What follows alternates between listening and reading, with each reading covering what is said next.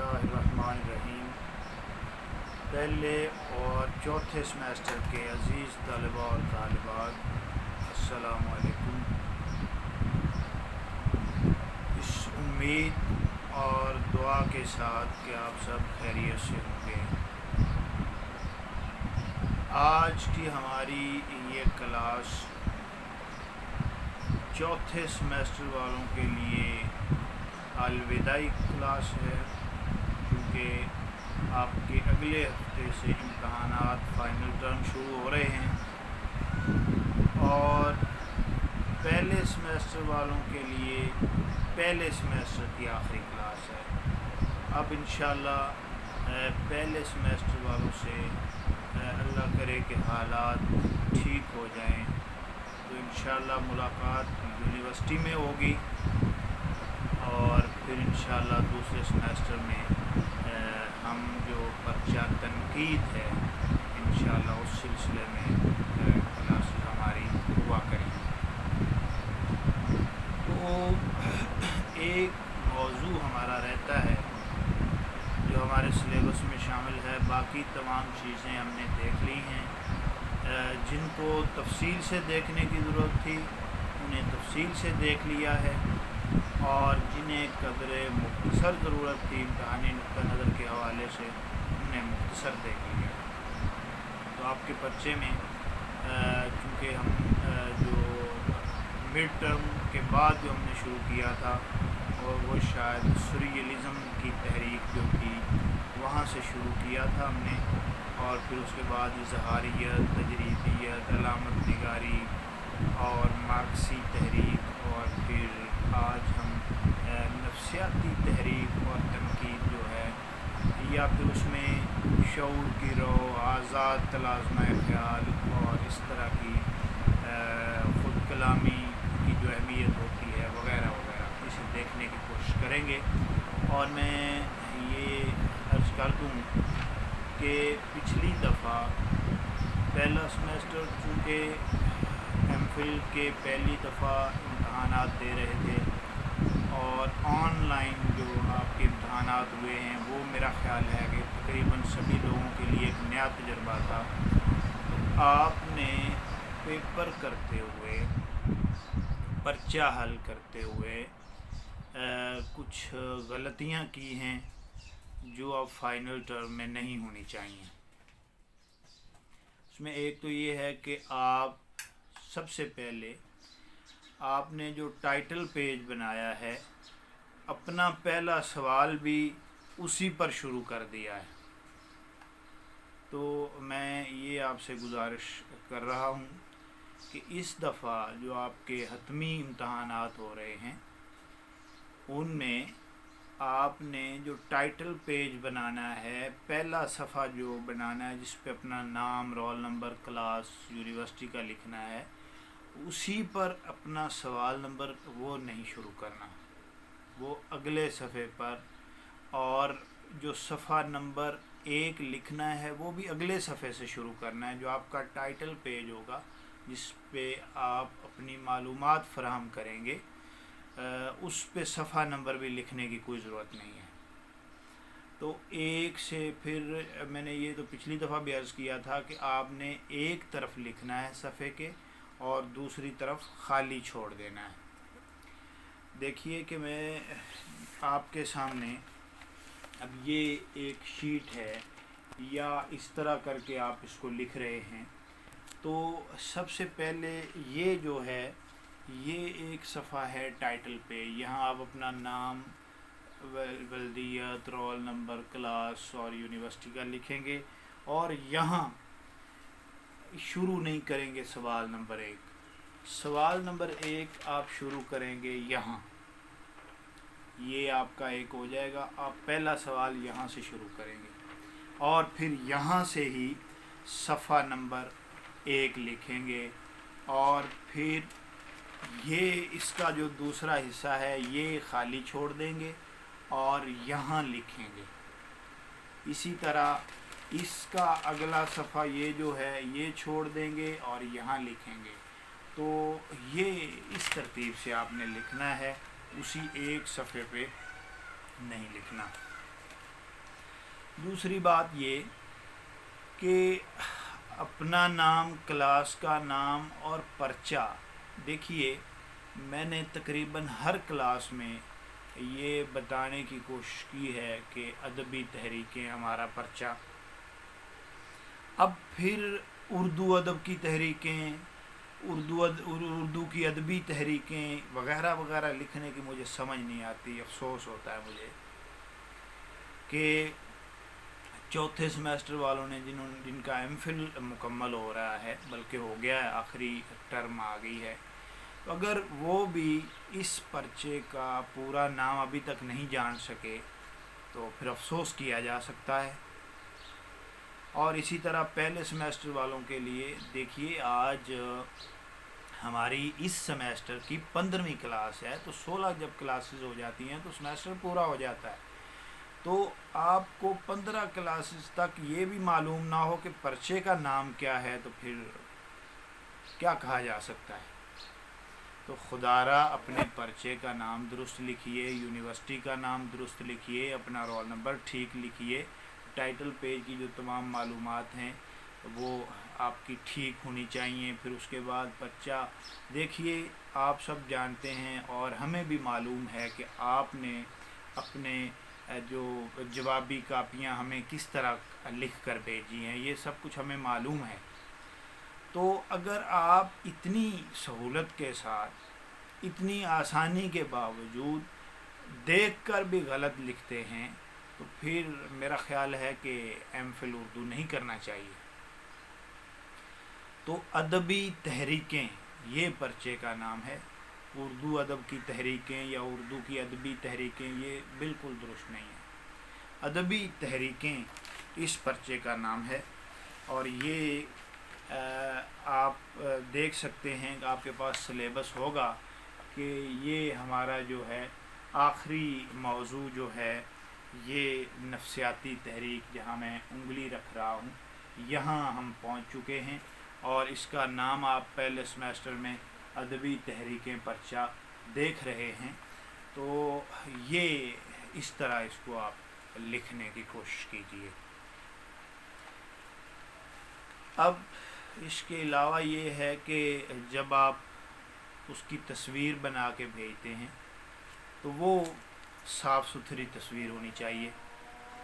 उसमें किसी किस्म का कोई तहरीर जो है आपकी, उसमें एक तो आप कोशिश कीजिए कि ब्लैक पॉइंटर होता है या पेन जो है उसके साथ पर्चा हल कीजिए, ताकि तस्वीर जो हैं वो वाज़े आ सकें।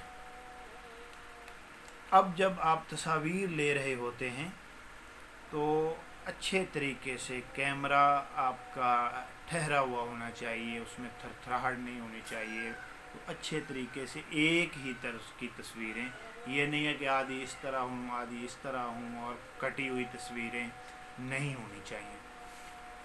फिर मैं ये भी गुजारिश कर दूँ कि जब आप पर्चा लिख रहे होते हैं तो बिल्कुल ऊपर न जाएं, थोड़ा सा ऊपर से सफ़ा छोड़ दें ताकि तस्वीर बनाने में आसानी रहे, और जब हम उसका प्रिंट लें तो सारी चीज़ें उसमें आ जाएं।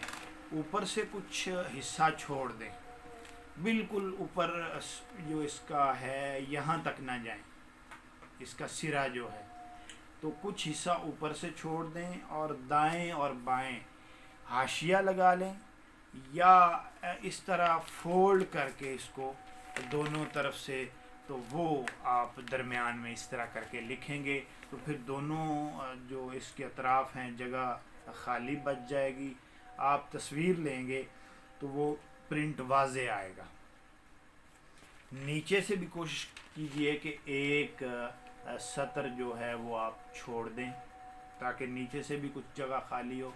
मतलब कहने का ये है कि ये सफ़ा जो है इसके दरमियान में आपकी इबारत होनी चाहिए, ताकि तस्वीर लें जब आप तो वो कुछ कट भी जाए ऊपर नीचे से या इधर उधर से, तो वो जो आपका मवाद है उसे कोई नुकसान ना पहुँचे। अब मेरे पास जो आपने पिछली दफ़ा पर्चे मेल किए हैं, बहुत सारे लोगों के यहाँ नाम नहीं लिखे हुए, वो कट गए हैं तस्वीर बनाते हुए, اور نیچے صرف یونیورسٹی کا نام لکھا ہوا ہے، رول نمبر بھی نہیں مل رہا. تو دیکھیے کہ پھر اندازہ کیا کہ یہ فلاں رول نمبر، کسی کا آگے کچھ نظر آیا تو پتہ چلا کہ یہ فلاں ہے. تو اس طرح نہ کیجیے. پرچے کی تصویریں جو ہیں وہ واضح ہونی چاہیے، پتہ چلنا چاہیے کہ آپ کون ہیں. تو وہ طریقہ یہی ہے کہ نیچے سے شروع کریں، تھوڑا سا نیچے سے بھی جگہ چھوڑ دیجیے، دائیں بائیں سے بھی، تو یہ ٹائٹل پیج واضح ہو. پھر جو مواد ہے وہ بھی اسی طرح درمیان میں ہونا چاہیے تاکہ پڑھنے میں بھی آسانی رہے. اور کوشش یہ کیجیے کہ آپ بلیک جو ہے مارکر یا پوائنٹر یا پین وہ استعمال کیجیے.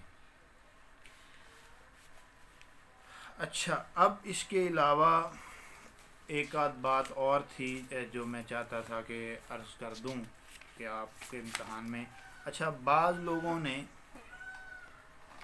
اچھا ایک تو میں نے صفحہ نمبر کا بھی بتا دیا. اچھا بعض لوگوں نے سیکشن جو ہوتا ہے، دیکھیے آپ کا سیکشن تو کوئی ہے نہیں، سیشن البتہ ہے کہ جو اس وقت چل رہا ہے چوتھا سمیسٹر، ان کا ہے F18.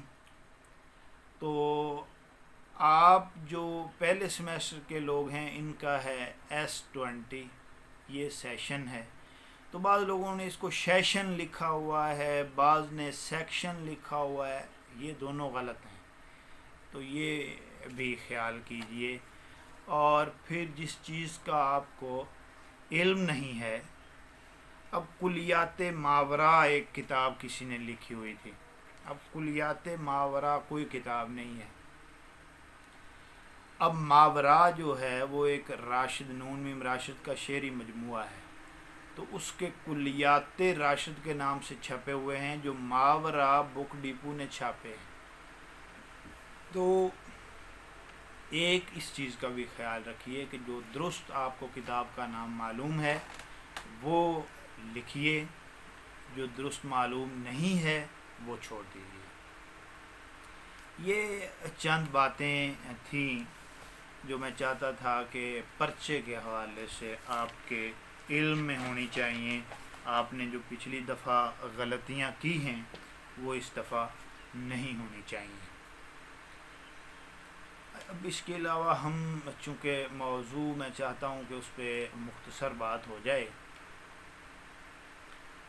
تو نفسیاتی جو تحریک ہے اس پہ ہم بات کریں گے، اور اس میں آزاد تلازمہ خیال، شعور کی رو، خود کلامی، انہیں بھی دیکھنے کی کوشش کریں گے.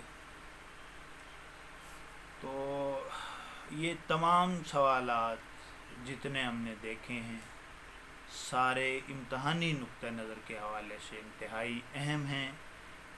آپ کسی سوال کو کم اہم مت سمجھیے. اب ان میں سے آپ کا جو حتمی امتحان ہے 40 نمبر کا بھی یہ پرچہ ہوگا، 30 نمبر آپ کے اسائنمنٹس کے اور جو آپ کا ہے حاضری وغیرہ ان کے ہیں. تو باقی یہ جو ہے 30 نمبر کا آپ کا مڈ ٹرم جو وسط مدتی امتحان تھا وہ ہو گیا. تو 40 کا اب ہے 70 ہو جائیں گے، اور 30 نمبر کی آپ کی اسائنمنٹس وغیرہ ہیں.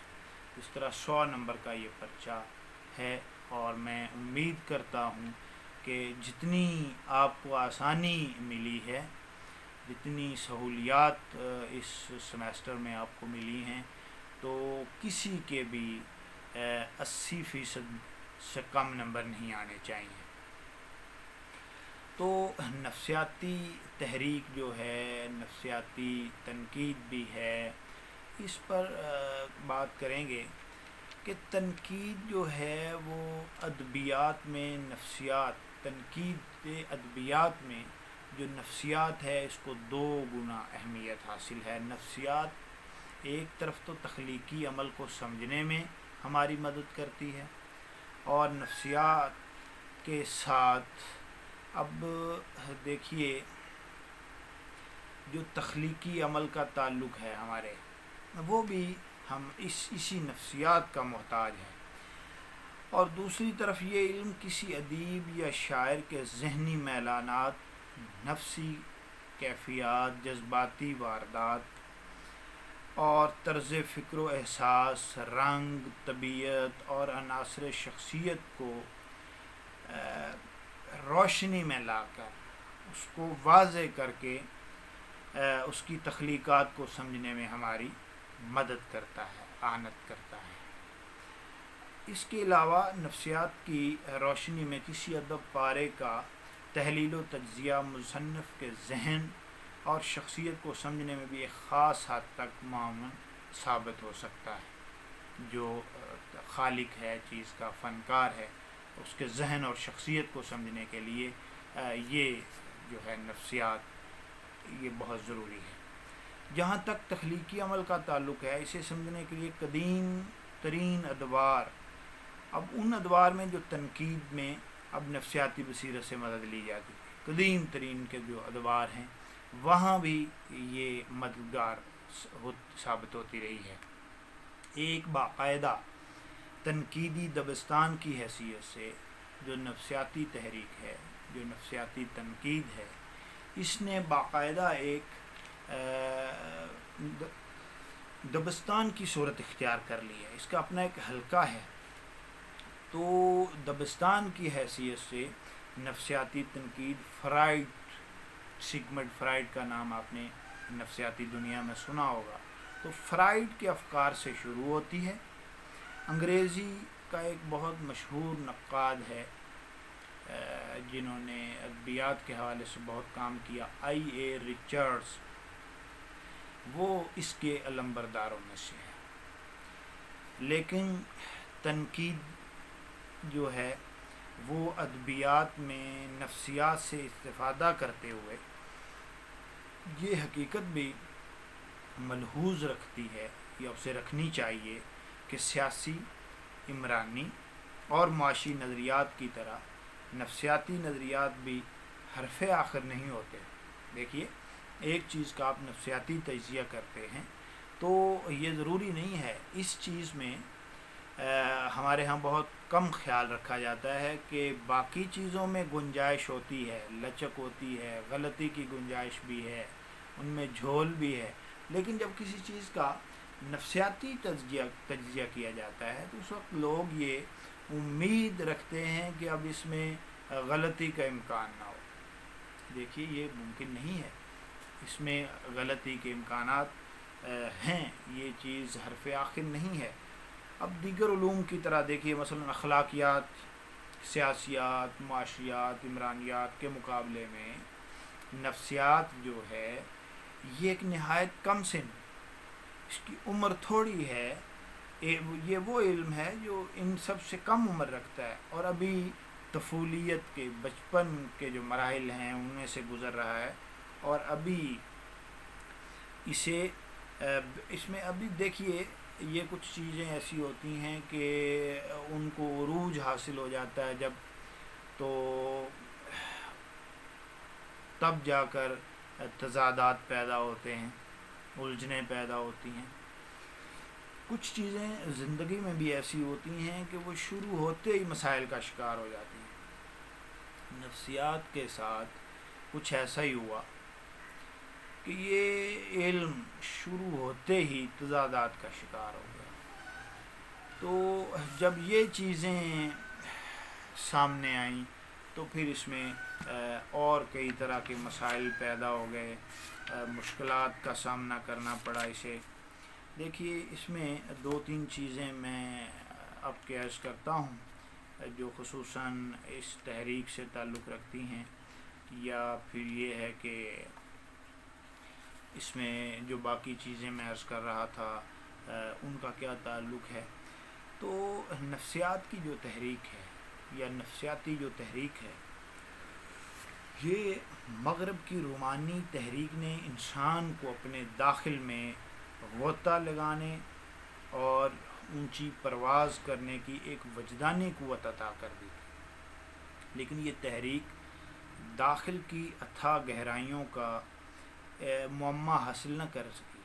وہ جو ایک گتھیاں ہیں انسان اندر کی، انہیں یہ سلجھا نہ سکی، ان کا حل نہ نکال سکی. تو فرائڈ صاحب جو ہیں ان کی دین یہ ہے، ان کی عطا یہ ہے کہ اس نے انسانی ذہن کے پوشیدہ گوشوں تک رسائی حاصل کی اور ایک ایسا نظام جو ہے وہ نظام عمل دریافت کیا جو آنکھوں سے اوجھل ہونے کے باوجود خارجی کائنات میں تلاطم برپا کر رہا تھا. چنانچہ لطیف اور پر اسرار گہرائی اور علمیہ قوت کی بنا پر فرائڈ کی نفسیات ذہن جو انسانی ذہن ہے اس کا ایک ایسا مرکہ ہے جسے نفسیاتی بصیرتوں کے اس ہجوم کے سامنے جو ادب نے صدیوں کے دوران اخذ کی تھیں ایک باضابطہ علم کی صورت میں پیدا کیا جا سکتا ہے. دیکھیے اب فرائڈ کا جو لاشعور کا ایک نظریہ ہے وہ میں کچھ آپ کے سامنے رکھنے کی کوشش کرتا ہوں کہ وہ کہتا ہے کہ انسان کے لاشعور میں کچھ ایسی خواہشات ہوتی ہیں جو دبی ہوئی ہوتی ہیں، تو وہ تحلیل نفسی سے دریافت کرنے کی اس نے کوشش کی اور یوں وہموں کو شعوری سطح پر ادراک عطا کیا. اہم بات یہ ہے اور ضروری یہ ہے کہ ان خواہشات سے ارتفاع بھی حاصل ہوتا ہے اور یہ کسی ایسے مقصد میں بھی معاون بن جاتی ہیں جس سے معاشرے میں عظمت و رفعت کا مقام حاصل ہوتا ہے. نفسیات کے زاویے سے ادب اور فن اسی ارتفاع کا نتیجہ ہے. چنانچہ فرائڈ نے خواب، بیداری کے خواب اور ادب کے تخلیقی عمل میں کسی فرق کو قبول نہیں کیا، بلکہ دبی ہوئی خواہشات کو اتنا بڑا محرک قرار دیا ہے کہ یہ ادیب کو ایک نیا جہان معنی تخلیق کرنے اور اپنی آرزوؤں کا مداوع تلاش کرنے پر بھی آمادہ کرتی ہے. اب دیکھیے ایک آدمی کے جب نظریات پیش کیے جاتے ہیں تو یقیناً اس کے مخالف بھی بیانات آتے ہیں، اس کی مخالف صورت بھی ہوتی ہے. تو ایڈلر ایک ماہر نفسیات تھے، انہوں نے فرائڈ کے اس نظریے کے برعکس مستقبل کی آرزوؤں کو اہمیت دی اور ادب اور فن کو احساس کمتری کی تلافی کی صورت قرار دیا. چنانچہ ایڈلر کے نزدیک انسان جبلتوں کے ہاتھ میں محض ایک کٹ پتلی نہیں بلکہ زندگی کی محرک قوت کی تلاش اس کا منتہی مقصود ہے. ایڈلر شعور اور لاشعور کے فرق کو قبول نہیں کرتا، بلکہ اس کا خیال یہ ہے کہ نیوراتی جو اعصابی نفسیاتی امراض ہیں وہ احساس ذات سے پیدا ہوتے ہیں اور مریض جو ہے اس احساس پر فتح یاب ہو کر استوت حاصل کرنا چاہتا ہے. اس سے جو حصول قوت کا جذبہ پیدا ہوتا ہے جو احساس کمتری پر غالب آنے میں مدد دیتا ہے. ادب اور فن کی تخلیق بھی احساس کمتری کو ہی زیر کرنے کی کاوش ہے. دیکھیے ان کا بیان کس طرح ان سے مختلف ہے. اب دیکھیے نفسیات کا تیسرا ایک اہم زاویہ، تیسرا ایک اہم پہلو یا تیسری ایک جو بڑا اس میں کردار ہے وہ یونگ کا ہے. تو یونگ نے جنسی قوت کے بجائے انسان کے اس جذباتی رویے کو اہم تصور کیا جسے وہ آباء و اجداد سے ورثے میں حاصل کرتا ہے. اس نے اسے بہت اہم جانا. اس بنا پر یونگ نے دیو مالا، خواب اور ادب کی علامتوں میں اشتراک کے عمل جو ہے وہ دریافت کیا اور ان میں مماثلتیں تلاش کر کے اجتماعی لاشعور کو تخلیق کا سرچشمہ قرار دیا. چنانچہ ادیب تخلیقات میں صرف اپنی آرزوؤں کا اظہار نہیں کرتا بلکہ اس کے فن میں صدیوں پرانے نسلی میلانات بھی جھلکتے ہیں اور وہ ایک نئی معنویت سے قدیم اور جدید عہد میں توازن پیدا کرتا ہے. دیکھیے لاشعور جو ہے، آزاد تلازمہ خیال جو ہے، اس پہ ہم بات کر رہے ہیں. اس میں کچھ چیزیں ہیں جو میں چاہتا ہوں کہ آپ کے گوش گزار کی جائیں، جن کا تعلق اس سے ہے اور آپ کو سمجھنے میں بہت مدد ملے گی. یہ انتہائی اہم نظریات ہیں، انتہائی اہمیت کے حامل ہیں. آپ کا جو یہ سمیسٹر ہے اس میں ان چیزوں کی بڑی جو ہے وہ اہمیت ہے. تو میں عرض کر دیتا ہوں کچھ چیزیں ان میں ہیں کہ جو شعور کی کانشیسنیس جو ہے وہ سٹریم آف کانشیسنیس، جو شعور کی ایک رو ہے، یا اسے بعض نے چشمہ شعور بھی کہا ہے. تو یہ سٹریم آف کانشیسنیس جو ہے کی اصطلاح کا اردو ترجمہ شعور کی رو کیا گیا ہے. یعنی بعض اصحاب اسے چشمہ شعور بھی کہتے ہیں، وہ بلکہ اسے ترجیح دیتے ہیں. اور داخلی خود کلامی کو بھی، جو داخلی خود کلامی انٹیریئر جو مونولوگ ہے وہ کہتے ہیں جی یہ بھی اس کا ایک نام ہے.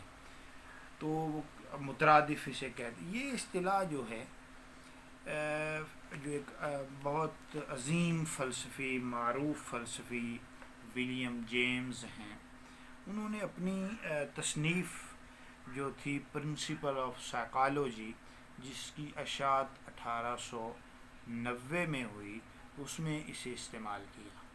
اور اس اعتبار سے 19ویں صدی کی نفسیات کی اصطلاح ہے. تاہم 20ویں صدی کے افسانوی ادب میں کہ ایک خاص رجحان کی وضاحت اور تفسیر کے لیے ادبی ناقدین کو یہ اصطلاح بامعنی لگی، اس لیے اسے ادبی تنقید میں بار بار استعمال کیا گیا. ولیم جیمز نے تو اس اصطلاح کو بیدار ذہن میں خیالات اور آگاہی کے بہاؤ کے تسلسل کو ظاہر کرنے کے لیے استعمال کیا.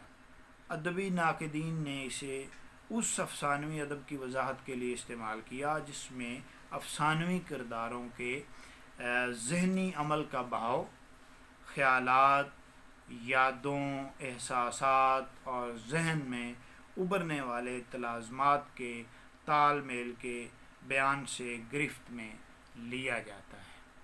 یعنی خارجی عمل سے زیادہ اہمیت ذہنی عمل کو ہوتی ہے.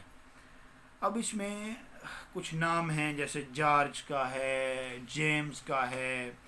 یہ دیکھیے ان کے گرفت تھی اس علم پر. تو وہ ان جیسے اور معروف جو ناول نگار تھے انہوں نے اس تکنیک کے ابتدائی نمونے تلاش کیے. تاہم فرانسیسی ایک مصنف تھے، ان کا بھی میں ذکر کر رہا تھا، جو ان کے ساتھ جو ہیں جیمز کے ساتھ جارج جو ہیں، تو وہ اس سلسلے میں زیادہ اہمیت دیتے ہیں کہ اگرچہ ان کے ہاں اس تکنیک کو استعمال قدر کم کیا گیا ہے، یا ان کے ہاں کھردرا پن ہے اس چیز کو استعمال کرنے کا یا اس اصطلاح کو، تو اس اسلوب کو جو کمال دیا وہ جیمز نے دیا. تو ان کے مشہور ایک ناول یولیسز کو اس اسلوب کا بہترین نمونہ قرار دیا جا سکتا ہے. دیکھیے رچرڈز کا میں نے نام لیا، ان کے ایک ضخیم ناول جو ہیں، اب ان میں ہیروئن کے جو ذہنی احساسات پر مسلسل ایک توجہ کی گئی اور توجہ رکھتے ہوئے اس تکنیک کو زبردست پھیلایا گیا. انگریزی ناول نگار خاتون ایک ہیں ورجینیا وولف، ان کے بڑے معروف ناول ہیں. تو مسز ڈالوے جو ان کا ایک نام ہے، یا ٹو دا لائٹ ہاؤس میں بھی یہ اسلوب بہترین اپنایا گیا ہے. اس کے علاوہ ان کے جو خصوصاً ولیم جیمز کے جو ہیں اور ورجینیا وولف کے جو جدید فکشن پر گہرے اثرات ہیں، وہ اس چیز سے انتہائی متاثر ہیں. ان میں یہ چیز بہت دیکھی جاتی ہے. تو شعور کی یہ رو جو ہے اس کا مطالعہ ان تحریکوں میں یا ان تحریروں میں، خصوصاً جن کا یہ پورے ایک دبستان ہیں، جتنے لوگوں کا میں نے ذکر کیا ہے، ورجینیا وولف ہیں، جیمز ہیں، ریچرڈز ہیں، جارج ہیں، یہ اپنی سطح پر باقاعدہ ایک دبستان کی حیثیت رکھتے ہیں، تو انہوں نے اس چیز کو بہت استعمال کیا ہے اپنی تحریروں میں، اور اس چیز کا پرچار بھی کیا. لیکن فرائڈ جو تھا وہ اس نے انسان کے حیاتیاتی زاویے کو اہمیت دی، اور اس نے وہی جو ابھی میں ذکر کر رہا تھا کہ جو کہ اعصابی نیوراتی جو کیفیات سے نجات دلا کر بطور انسان معاشرے میں اپنا مقام متعین کرنے پر مائل کیا لوگوں کو. اس نفسیاتی الجھن سے نکلنے کے بعد اس کیفیت کو اختیار کیا کہ آپ کی اپنی اہمیت بھی ہے.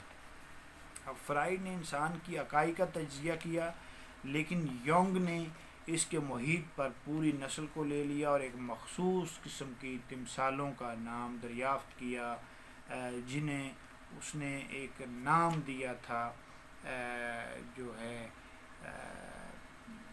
ایک آرٹیکیپل جو امیجز ہیں ان کا نام دیا. اور اس کا نتیجہ یہ ہوا کہ فرد کے داخل اور معاشرے کے خارج میں ایک نئی ہم آہنگی کا احساس پیدا ہوا، اور فرائڈ کے نظریات جنہیں اس نے زندگی کے تجربوں سے حاصل کیا تھا ایک مرتبہ پھر نظری علوم کی طرف مائل ہونے لگے. اب دیکھیے، معاشرے کی حرکی قوت، بچپن کے سلوک سے پیدا ہونے والا شخصی تاثر اور ادراک کے محدود عمل سے جو ربط باہم پیدا ہوتا ہے، انسانی شخصیت اسی کا پرتو ہے. اب ایک نام ہے کیرن ہارنی کا. اس نے عورت کے احساس کمتری کو محبت کی تلاش پر محمول کیا اور نرگسیت کی وجوہات کے عدم تحفظ میں اسے تلاش کرنے کی کوشش کی. اب اس کے علاوہ جو شعور کی رو کا جو تعلق ہے، یا جن لوگوں نے، اب دیکھیے کہ وہ کہتے ہیں کہ انسان آزادی سے فرار حاصل کر کے غلامی کو قبول کرنے پر مائل ہو جاتا ہے. اس میں یہ چیز بھی اس سے تعلق رکھتی ہے. اس طرح جو آزاد تلازمہ خیال کی تحریک تھی، یا جس کا تعلق تھا نفسیاتی تحریک کے ساتھ، وہ بھی فرائڈ نے اس کے بارے میں یہ کہا کہ فرائڈ نے لاشعور کو پر اسرار دنیا دریافت کر کے انسان کو یہ آگاہی بخشی کہ وہ بیک وقت دو دنیاؤں میں زندگی بسر کر رہا ہے.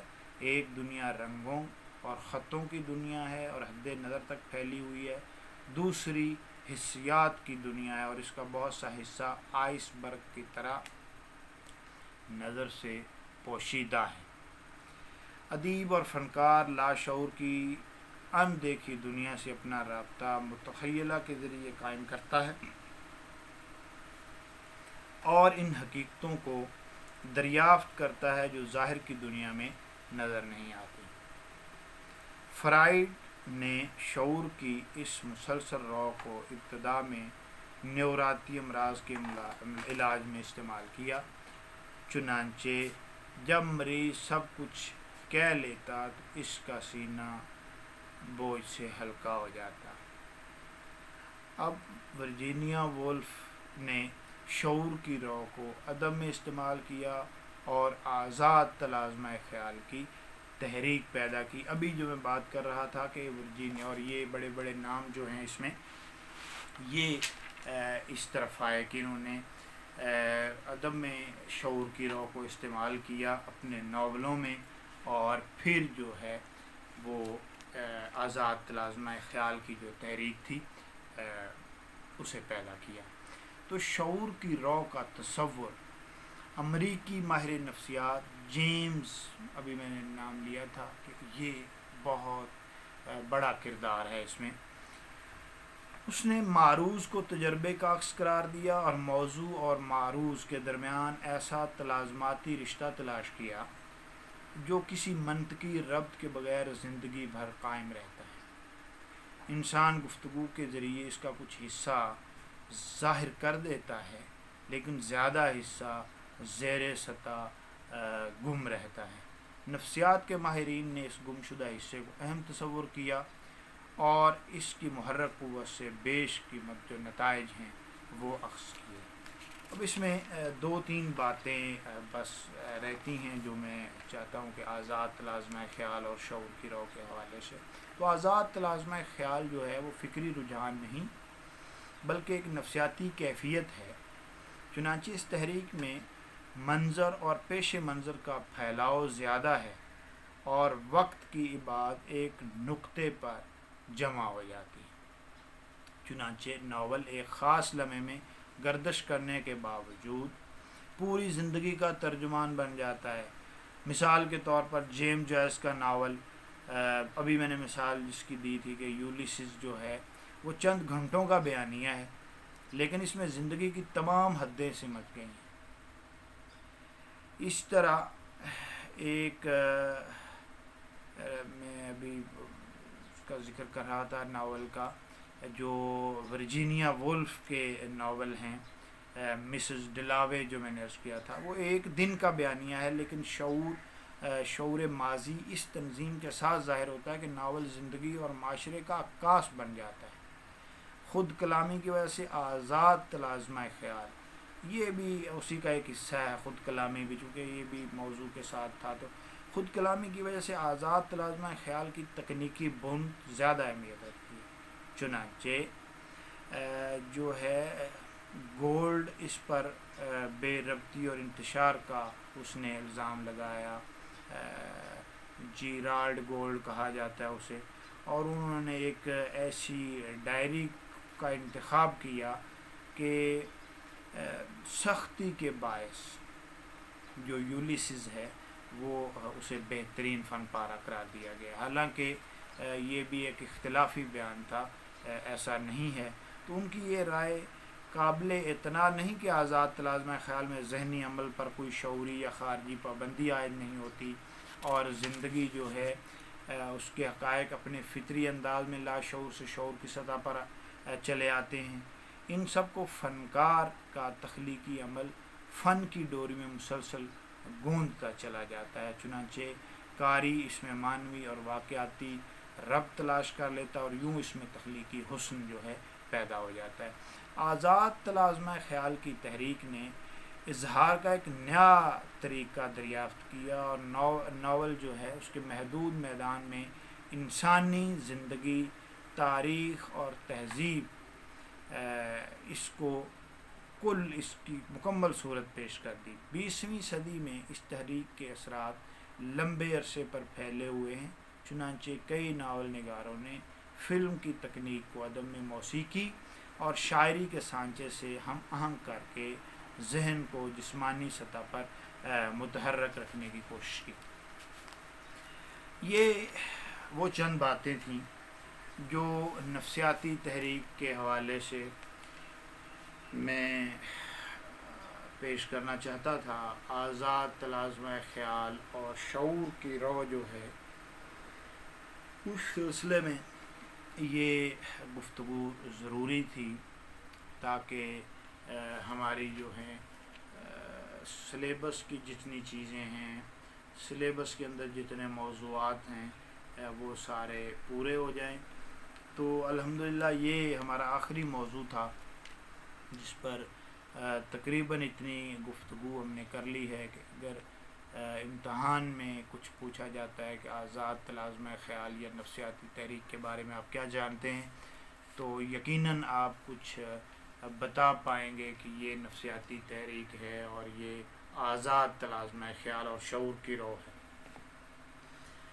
تو میں پھر جو ہے ایک دفعہ یہ گزارش کر رہا ہوں کہ آپ نے اس دفعہ آپ کے جو پرچے ہیں انہیں پچھلے پرچوں کی نسبت جو آپ کا وسط مدتی امتحان ہوا ہے ان سے بہتر کرنے کی کوشش کرنی ہے۔ جو چیزیں میں نے عرض کی ہیں کہ یہ ان میں کوتاہی ہے، انہیں پورا کرنے کی کوشش کیجیے تاکہ آپ کے نمبر بہتر آ سکیں۔ اور جو چوتھے سمیسٹر کے اسکالرز ہیں ان کے ساتھ، چونکہ یہ آخری کلاس ہے اور اس کے بعد پھر انشاءاللہ ان کا ڈگری اور ٹرانسکرپٹ کا نتائج کے بعد وہ سلسلہ چل پڑے گا، تو انشاءاللہ ان سے بھی ملاقات یونیورسٹی میں ہوگی۔ وہ بھی تشریف لائیں جب یہ کلاسز شروع ہوں تو اپنے ٹرانسکرپٹ کے معاملات وہ نمٹانے میں۔ تو انشاءاللہ جو پہلا سمیسٹر ہے اب وہ ملاقات ہوگی انشاءاللہ دوسرے سمیسٹر میں، اور امید ہے کہ کلاسز کا آغاز اس وقت تک یونیورسٹی میں ہو جائے گا۔ تو باقی یہ ہے کہ امتحان کے حوالے سے چیزیں آپ کو پتہ ہی ہے کہ جتنی چیزیں ہم نے پڑھ لی ہیں، ان میں سے ایک تو سریلزم کی تحریک ہے، اظہاریت کی ہے، انہیں ہم نے بطور اصطلاحات دیکھنے کی کوشش کی، تجریدیت ہے، علامت نگاری ہے، اور مارکسی تحریک۔ علامت نگاری کو ہم نے تفصیل سے دیکھا، مارکسی تحریک کو بھی قدر تفصیل سے دیکھا، اور نفسیاتی تحریک میں لاشعور کی اہمیت اور خود کلامی، آزاد تلازمہ خیال وغیرہ کو بھی۔ تو میں یہ امید کرتا ہوں کہ یہ چیزیں آپ کی سمجھ میں آ گئی ہوں گی۔ مزید آپ انہیں بہتر کرنے کی کوشش کیجیے، اور اپنا امتحان جو ہے آپ کا وہ اچھا ہونا چاہیے۔ تو انشاءاللہ باقی پھر گفتگو جو ہے وہ انشاءاللہ اب جاری رہے گی۔ تو چوتھے سمیسٹر والوں سے پھر یہ گزارش ہے کہ وہ اپنے امتحانات مزید بہتر بنائیں تاکہ ان کا گریڈ بہتر ہو۔ اس کے ساتھ چونکہ یہ آخری کلاس ہے، اب اتفاق ہی ہے کہ یونیورسٹی میں ملاقات ہو، تو دوسرے سمیسٹر والوں سے انشاءاللہ ہوگی۔ اگلے ہفتے آپ کے امتحانات ہیں۔ مزید اگر آپ کو کسی چیز کی ضرورت ہو، کوئی چیز سمجھ میں نہ آئے، تو میرا نمبر جو ہے وہ آپ سب لوگوں کے پاس ہے۔ آپ مجھے کسی بھی وقت فون کر سکتے ہیں، پوچھ سکتے ہیں، انشاءاللہ میں حاضر ہوں۔ تو انشاءاللہ باقی باتیں پھر دوسرے سمیسٹر میں ہوں گی باقی لوگوں کے ساتھ۔ اور چوتھے سمیسٹر والوں سے میں پھر یہ گزارش کرتا ہوں کہ وہ اپنے امتحان کو بہتر بنائیں تاکہ ان کا گریڈ بہتر ہو، اور انشاءاللہ ان سے بھی ملاقات یونیورسٹی میں ہوگی۔ تو تب تک کے لیے خدا حافظ۔